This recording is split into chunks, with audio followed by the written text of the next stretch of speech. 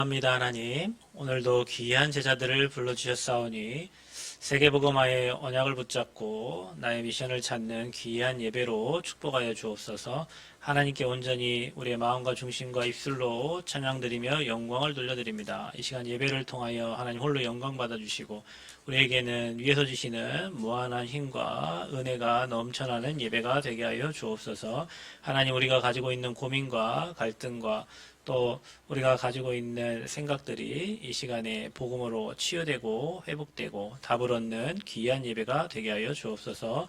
이 시간에 나와 또 우리와 관련된 모든 현장에 하나님의 나라가 임하고 묶였던 문들이 또 닫혔던 문들이 열려지는 귀한 예배로 축복하여 주옵소서.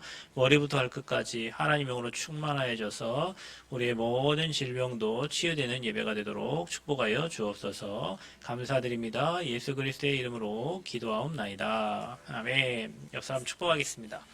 당신은 하나님 사람입니다. 인사합시다. 자, 인사합시다. 우리는 전도자입니다. 마지막 우리는 성전 건축의 주역입니다. 네, 여러분의 입술의 고백대로 하나님은 여러분 인생을 디자인해 가시고 만들어 가실 줄 믿습니다. 특별히 오늘 말씀 제목은 하나님의 축복 속에 사는 자들. 여러분 한번 생각해 보세요. 내가 정말 하나님의 축복 속에 살고 있는가? 뭐 그렇게 살고 있는 것처럼 여러분은 보여지는가? 자신에게 한번 질문을 한번 해보시고 돌아보시면 내가 어쩌다가 이렇게 이런 응답과 이런 축복 속에 그리고 정말 사람 살리는 그리고 생명운동의 현장 속에 내가 이렇게 와 있게 됐는가? 그 생각만 해도 기쁘고 또 감사하고 아마 행복하실 겁니다. 그렇다면 여러분은 하나님 자녀고 여러분 전도자고 또 세계복음화의 주역이 확실합니다. 하나님의 축복 속에 산다고 하니까 사람들은 세상에서 받는 그런 복을 이야기도 할 수 있는데 그것도 그렇지만 영적인 축복들이 엄청납니다. 이번에 마지막 현지 탐방을 하는 시간에 우리 목사님들이 대학을 이렇게 순회를 했어요. 그래서 저는 대만대학교하고 타이페이 대학을 사역을 했는데 그 마지막 날은 가지 않았던 4개 대학을 이렇게 갔어요.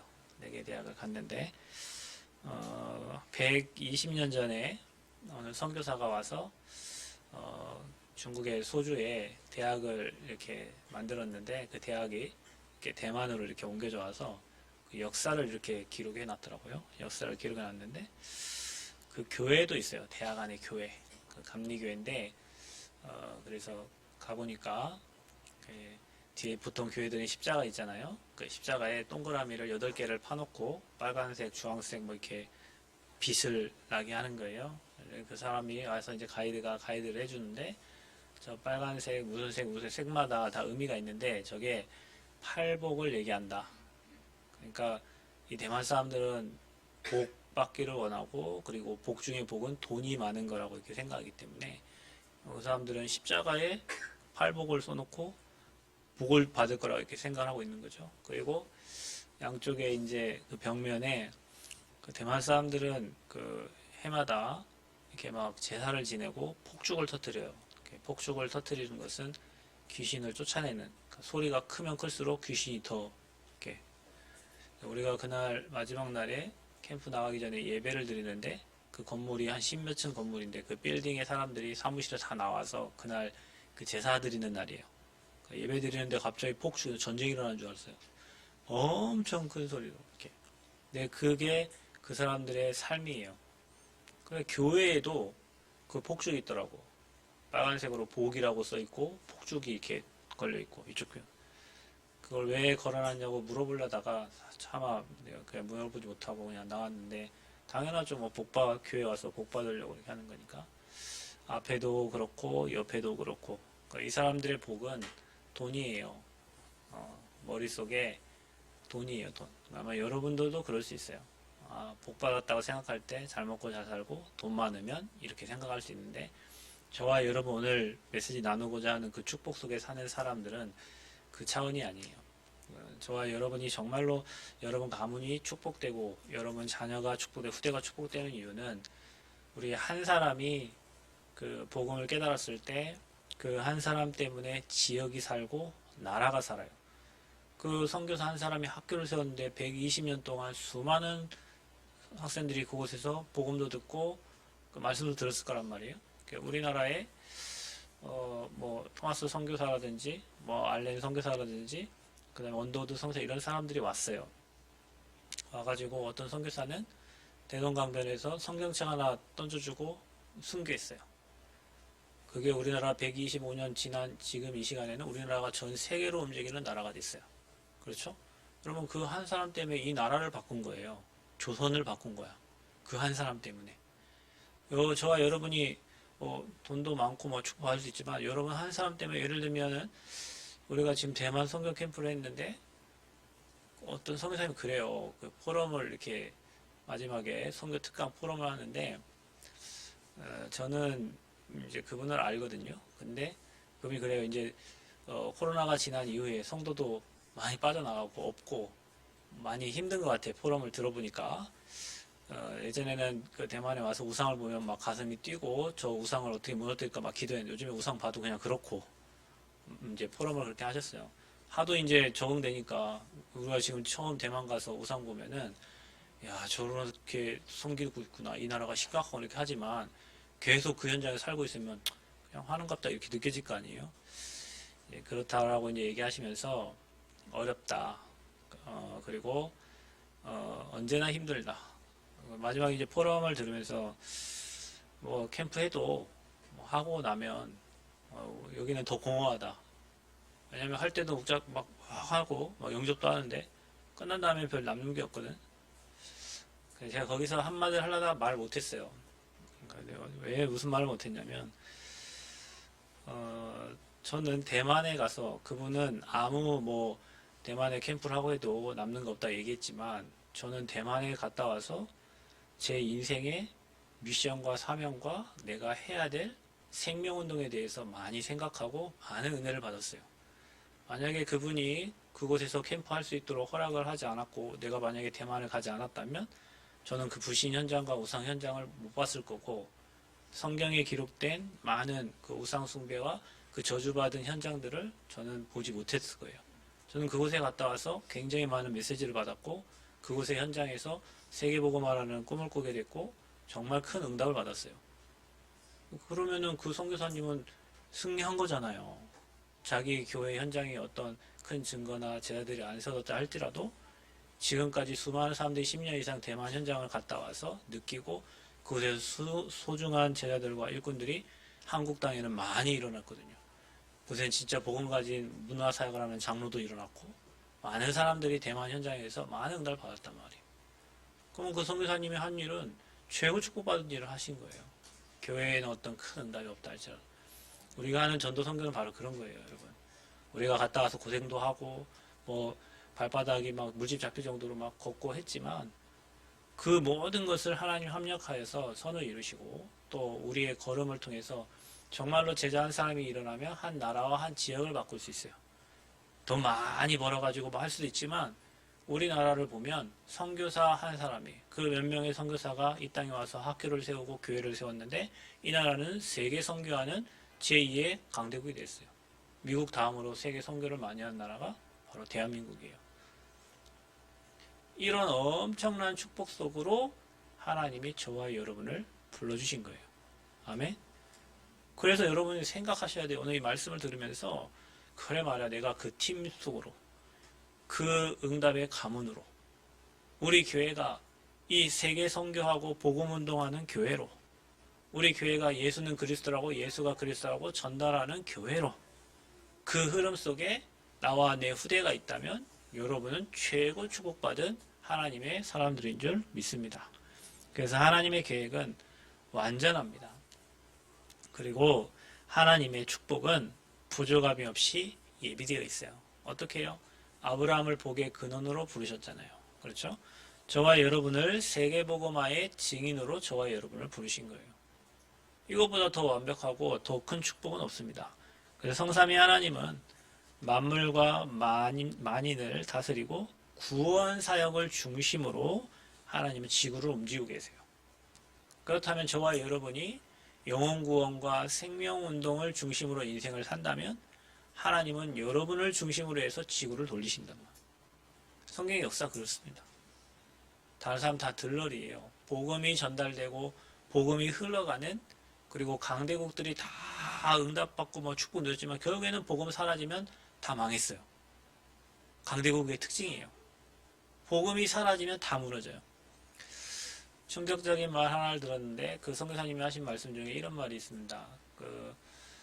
하도 한국의 강사들이 이제 뭐 신학원이건 뭐 너무 많이 들어오니까 이제 이분은 그분들을 가이드를 해야 되고 이게 뭐 도와야 되잖아요. 그러니까 얼마나 많이 지치겠어요. 근데 이제 어느 순간 지금 대만에 유목사님 집회를 안 하시거든요. 무슨 이유에서인지 대만에 그렇게 많이 하던 집회를 안 하세요. 안 가세요. 전도자가 안 간단 말이에요. 그 땅에. 그분이 하신 말씀이에요.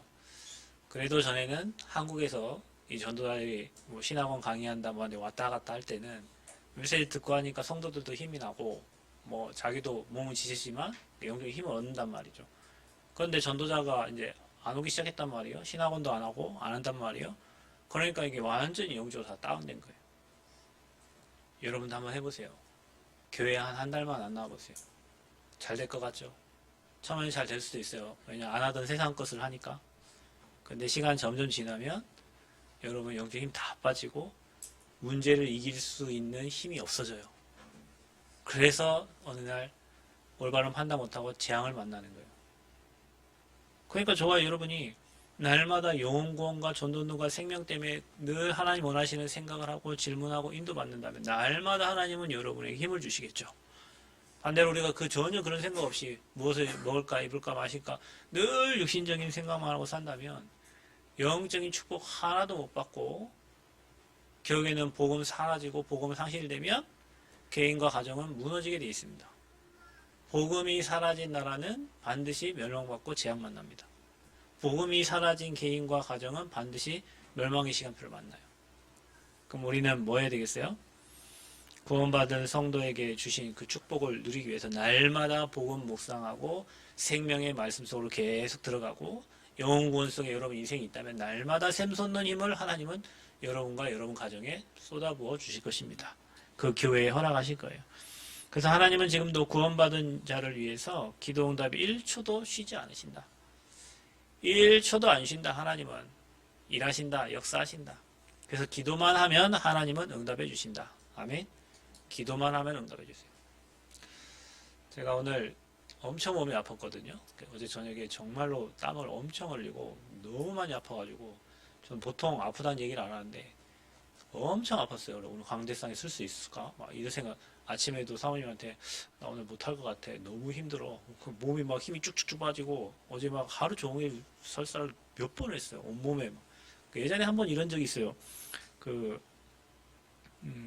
대장 내시경하고 위내시경을 같이 하는데 이게 하고 나서 운전하지 말라고 하더라고. 근데 이제 다 쏟잖아요. 내시경을 하면, 대장 내시경을 하면.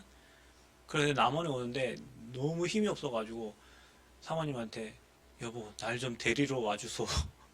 나 못 걷겠어. 너무 힘이 빠져가지고 온몸에 힘이 하나도 없는 거예요. 다 쏟으니까 내시경을. 근데 어제 저녁에 너무 힘이 하나도 없는 거예요. 그래서 정말 오늘 강대상을 쓸 수 있을까. 근데 일부 할 때 힘주시고 또 오늘 메시지 할 때 하나님 또 힘주세요. 복음 설명하고 복음 말하면 하나님 힘을 주신다니까요. 우리가 정말로 사람 살리려고 하고 복음 운동하면 나를 넘어설 수 있는 힘을 하나님이 주시는 거예요.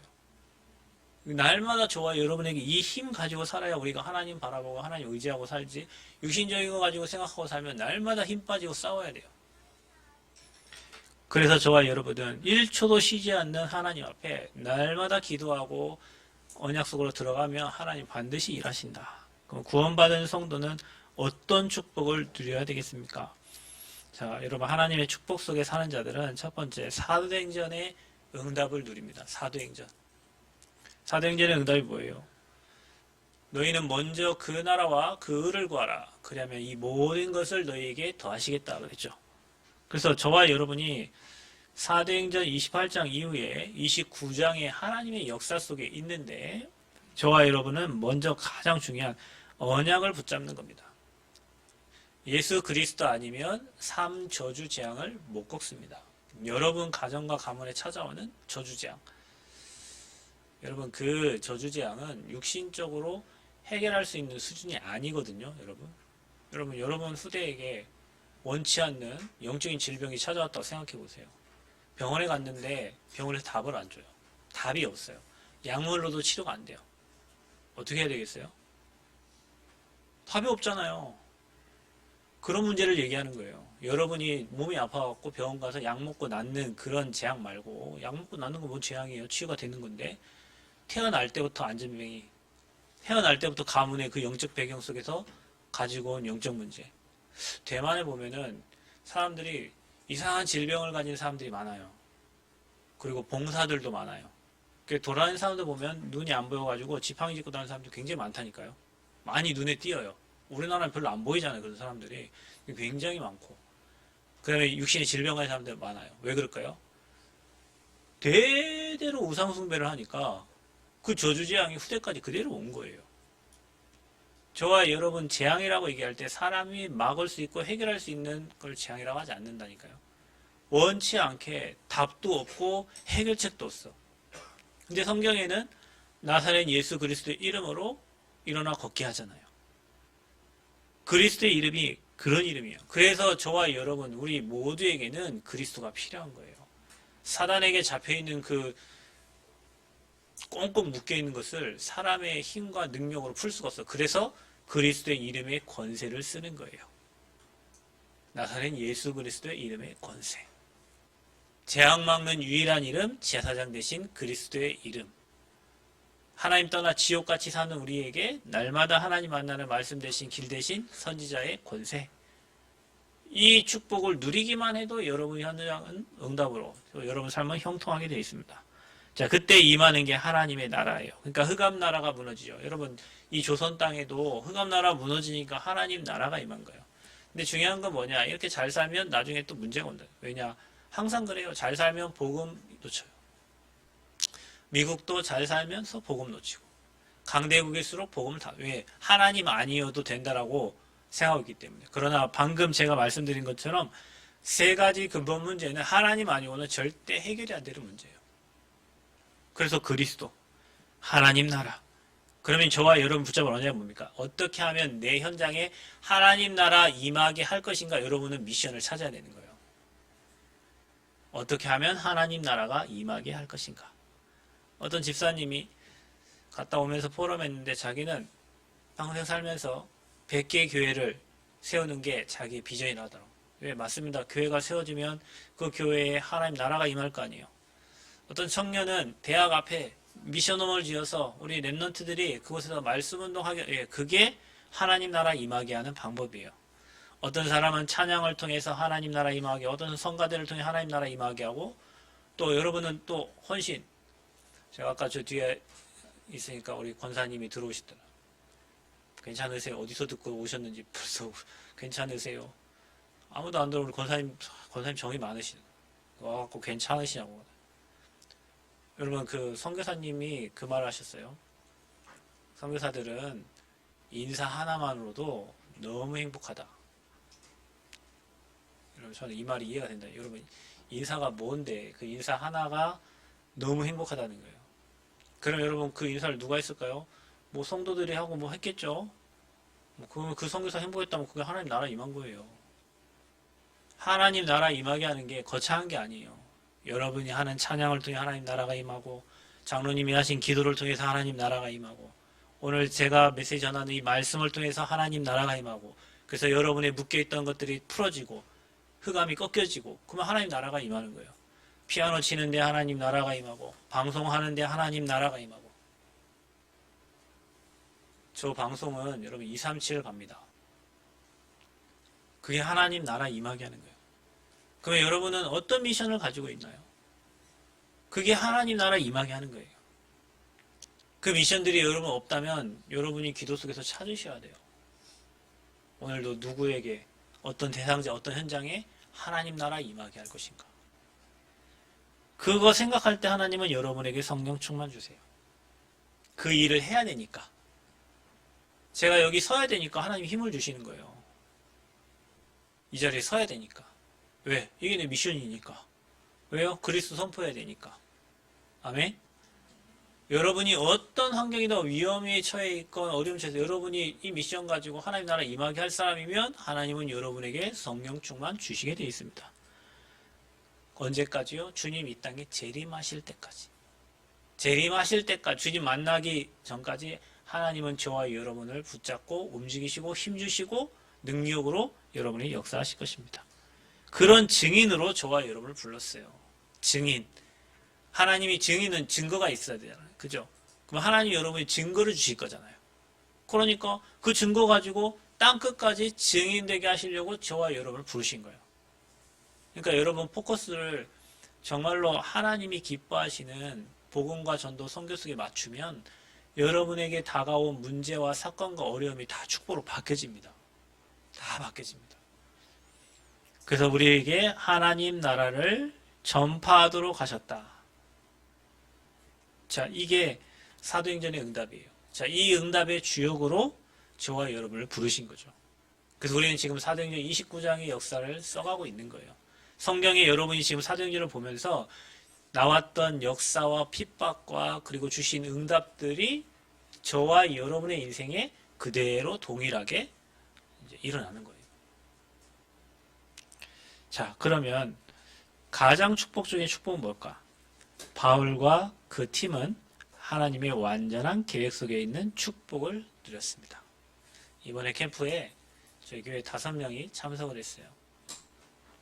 저는 참석하고 또 여러분 같이 기도했죠. 하나님의 축복 속에 있는 자들이라는 확신이 있습니다. 다른 사람들은 여행하러 가요. 그렇죠? 다른 사람 돈 모아서 뭐 자기들 할 거 하러 세계 여행 다닙니다. 이들은 뭐 때문에 돈 모아서 핍박받으면서 선교 때문에 그 큰 돈들을 썼어요. 선교한다고. 만약 우리가 간 발걸음 속에서 원주민이든 누구든 한 사람이라도 살아가는 사람이 있다면 우리는 그 나라를 살리는 거예요. 바울과 실라가 오늘 데살로니가 지역에 들어갔어요. 그곳에 누가 준비되어 있냐면 헬라인, 귀부인, 그리고 야손이 준비되어 있어요. 이 팀이 데살로니가에 가서 전도했는데 그곳에 헬라인과 기부인들이 하나님을 믿게 되고 그곳에 야손이 준비되어 있어요. 근데 유대인들은 또 핍박을 해요. 참 희한합니다. 현장 곳곳에 가도 크리스찬들이 방해를 한다니. 크리스찬들이. 세계 선교 현장에 가도 크리스찬들이 방해를 해요. 그래서 이들에게는 말씀 운동할 곳을 찾는 눈이 있었어요. 그래서 이들이 어디 갔어요? 회당에 들어갔어요. 저희도 이번에 가서 대학 현장에 들어갔어요. 회당에 들어가서 뭐 했어요? 그리스도 충만해서 그리스도를 전달했어요. 예수가 그리스도, 너희 인생의 모든 문제 해결자가 그리스도라는 사실을 전달했어요.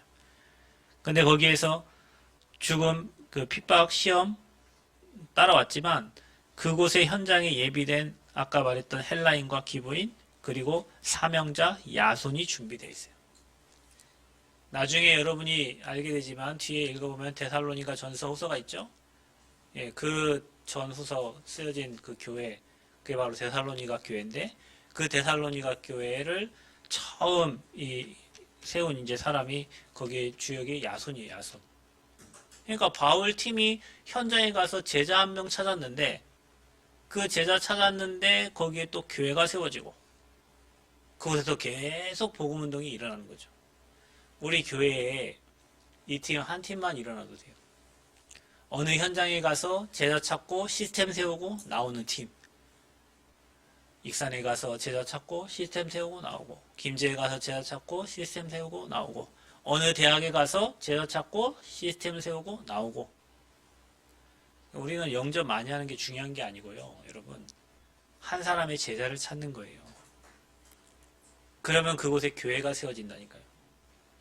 이게 저와 여러분이 누릴 축복인 줄 믿습니다. 그래서 여러분이 있는 현장에 지교의 운동, 말씀 운동이 일어나야 돼요. 여러분이 있는 현장에서 이런 팀들이 나와줘야 돼. 5인 1조 팀들이 나와야 되고. 그래서 이 팀이 현장 가서 또 제자 찾고 시스템 세우고 나오고. 이래야 세계복음화 되죠. 아멘. 그래서 여러분이 여기에 주역되시기를 축복합니다. 하나님의 엄청난 하나님의 계획이 여기에 숨겨져 있는 거예요. 이 계획과 이 축복 속에 있는 여러분들 되시기를 축복합니다. 하나님은 저와 여러분을 그렇게 불렀어요. 그래서 한 사람이 살면 그 현장이 살고 지역이 살고 나라가 산다. 우리 교회도 100개 교회 지을 수 있도록 여러분 기도하시고 또 많은 선교 현장에서 이런 제자들 찾아낼 수 있도록 그런 팀이 나와야 돼요. 팀. 무슨 팀이냐? 복음의 생명건 제자팀. 복음의 생명건 제자. 복음을 전달하기 위해서 사는 제자들. 이런 제자들이 우리 렘넌트들 중에 많이 일어나기를 축복합니다. 여러분이 그걸 놓고 계속 기도하세요. 이게 최고의 축복입니다. 생명이 살아나는 것보다 더 소중한 게 어디 있나요? 여러분 의사 선생님들은 지금 의사 선생님들이 파업하고 계시는데 그 자기가 수술한 환자나 정말 어려움에 처했던 환자가 이 수술을 받고 건강을 회복해서 퇴원하는 걸 볼 때 굉장히 기쁘겠죠. 세브란스 병원에는 그 신유림 교수라고 있는데 우리 하미를 집도하신 의사 선생님인데 다른 나라에서 심장이 밖으로 튀어나온 아이가 있었어요. 심장이 안에 있어야죠. 근데 심장이 밖에 있단 말이에요. 그럼 여러분 지나가다가 심장 뭐에 걸리면 그 심장이 밖으로 튀어나와 있어요. 근데 이거를 한국에 와서 심장 수술을 받고 심장의 안에 심장이 들어갈 자리를 만들어주고 심장을 다시 안으로 집어넣었어요. 그리고 이제 정상적인 심장을 만들어줬죠. 그 의사 선생님 얼마나 기쁠까요? 그죠? 이거 심장이 밖에 나와서 이거 언제 어떻게 될지 모르는 그 심장을 안으로 다시 집어넣어서 심장이 잘 뛰게 만들고 해줬으니까 교수님은 그래서 명의죠. 그 자기는 얼마나 기쁘겠어요. 그죠? 여러분 전도자는 한 사람의 생명이 살아나서 그 사람이 늘 하나님을 바라보고 의지하고 또 자기와 같은 생명운동을 할 때 그걸 볼 때 굉장히 행복하고 즐거워요. 그래서 여러분들이 그 생명 전하는 사람들이기 때문에 여러분 주변에 죽어있는 영혼들을 살려서 하나님을 바라보고 함께 예배하는 자들 되도록 지금부터 마음 담고 기도하시기를 바랍니다. 그 팀이 가장 행복한 팀이다. 그래서 하나님의 축복 속에 사는 자들은 어떤 사람들이냐? 주님의 약속을 나의 언약으로 붙잡은 사람들. 모든 족속으로 가서 제자를 삼아라. 그래서 저와 여러분은 마음에 담고 나는 평생 제자로 그리고 나와 같은 제자 세우는 일을 내 미션이구나. 또 나를 증인으로 부르셨다. 그리고 나를 렘넌트 운동의 주역으로 부르셨다. 여러분 마음에 딱 담으시기를 축복합니다. 그 여러분의 약속이에요. 다른 사람이 맡긴 게 아니에요. 여러분에게 맡겼어요. 그러면 거기에서 나의 미션을 발견하는 거예요. 나는 평생 어떻게 이 하나님 주신 언약을 이룰 것인가. 저도 사실은 최근에 그런 생각을 많이 했는데 쓸데없는 건 안 하면 됩니다. 여러분. 하고 나서 무너질 거를 안 하면 돼요. 근데 우리는 뭔가 많은 걸 하면 되는 줄 아는데 여러분 꼭 해야 될 거를 해야 돼요. 꼭 해야 되고. 그러니까 저와 여러분이 진짜 사람 살리고 생명운동, 복음운동 하려면 내가 어떻게 할 것인가, 내 기능과 내 달란트를 가지고 어떻게 할 것인가, 이거를 24 생각하셔야 돼요. 그리고 거기에 반대되는 거 안 하면 돼요. 그리고 우리도 쓰잘데기 없는 걸 많이 하고 무너질 거 많이 하고 진짜 해야 될 건 안 해. 그래서 여러분이 나의 미션을 언약 속에서 발견하시길 바랍니다. 성공한 사람은 세상에 많아요. 지식자도 많고 지혜자도 많습니다. 그런데 언약 잡은 성공자가 없고 언약 잡은 지혜자가 없는 거예요. 하나님은 언약 잡은 자를 통해서 일하시니까. 그래서 이것을 가장 잘 깨달은 자가 누구냐? 바로 사도행전 9장 15절에 바울입니다. 전도자 바울. 그 바울은 여기에 자기의 생을 건 거예요. 거기 사도행전 2장이 아니고 디모데후서 2장입니다. 디모데, 내 아들아, 그리스도 예수 안에 있는 은혜 가운데서 강하라. 그러니까 이 축복을 잘 깨달은 자들에게 하나님은 그들을 따라다니면서 축복하시고 그들에게 일하신 거죠. 우리 교회에 이런 제자들이 일어나기를 축복합니다. 자, 이것을 가장 잘 깨달은 교회가 어떤 교회냐? 남원 새생명교회다. 이렇게. 안디옥 교회, 안디옥 교회. 아멘. 안디옥 교회가 이거 가장 잘 깨달은. 그래서 안디옥 교회는 오로지 전도 선교밖에 안 한 거예요. 예루살렘 교회 가지고는 안 되니까 하나님이 안디옥 교회 바울 팀들 통해서 세워진 그 교회를 가지고 전 세계에 복음을 전달한 거예요. 예루살렘 교회는 아직도 유대인이 가진 그 사상들이 가지고 있어요. 뭐 하지 마라, 하면 안 된다, 뭐 온갖 것들 그거 갖고 세계를 어떻게 보고? 여러분 전 세계는 문화가 다 달라요. 이 한국 문화 가지고 대만 가면 안 맞아요. 대만 사람들 그런데요. 뭐 이렇게 몇 번 이렇게 얘기해요. 그 사람들은 우리나라 사람들은 술 한 번 먹으면 모든 거 다 준다는 거예요. 뭐 사업할 때도 있잖아요. 술 한 잔 먹고 뭐 하고 나면 사업 이거 뭐 해. 대만 사람들은 지켜보고 또 지켜보다가 거의 99% 맞아지면 그때 일을 한대요. 한국 사람하고는 정서가 안 맞는 거예요. 그러니까 한국의 스타일 갖고 그 여자에 가서 전도운동하는 것은 안 맞아요. 그렇기 때문에 이 나라 이 대한예술의 장로회 여기에 이 틀 가지고는 전 세계 현장을 복음운동할 수가 없는 거예요. 그 현장에 맞게 그 지역에 맞게 그 나라에 맞게 복음운동 해야지. 근데 이 유대인들은 그게 안 되는 거예요. 그 틀이. 이번에 가서 대만 가서 선교사님 한 말로 자기가 대구 사람이라더라고. 대구는 완전 보수거든요. 그러니까 자기 마음에 드는 성도가 하나도 없는 거예요. 그 보수라는 말이 완전 성경에 입각한, 율법에 입각한, 그리고 하나님 말씀에 입각한 사람들이에요. 그러니까 이게 조금만 어긋나고 조금만 틀려도 저 인간이 왜 그런가, 저거 아닌데 하면서 정지하게 되는 거죠. 그게 찌들어져 있는 거예요. 그러니까 사람 정지하고 비판하는데 누가 거기에 남아있어? 사람 축복해도 안 남아있어 하네. 이게 잘못됐다, 저게 잘못됐다 계속 질타하면 교회에 남아있을 사람이 누가 있어요? 그렇다고 그분이 하는 말이 틀렸냐? 틀린 게 아니라니까요. 성경대로 하신다니까요. 그런데 사람을 수용할 수 있는 능력이 없잖아요. 복음은 어떤 놈도 어떤 사람도 다 수용하는 게 복음인데 이래서 안 되고 저래서 안 되고 저래서 안 되면 그 현장에 남아있을 사람이 없는 거죠. 그런 틀들을 가지고는 세계복음화, 세계선교를 할 수가 없는 거예요. 내 틀이 다 깨져야 돼요. 그 팀이 사도행전 13장의 바울과 5인조 팀들입니다. 그래서 이들을 가지고 하나님은 세계복음화를 하신 거예요. 유대인들이 가진 그 사상 가지고는 뭐 보수 뭐 이런 사상 가지고는 전도도 할 수가 없는 거예요. 그래서 모든 기준이 그리스도입니다. 그리스도 외에는 다 깨부수셔야 되는 거예요. 여러분의 생각, 여러분의 고착된 그런 생각들, 사고들 이래야지 저래야지, 누구는 이래야 돼, 누구는 저래야 돼, 목사는 이래야 돼, 장로는 이래야 돼, 권사는 이래야 돼. 그렇게 안 해도 돼요.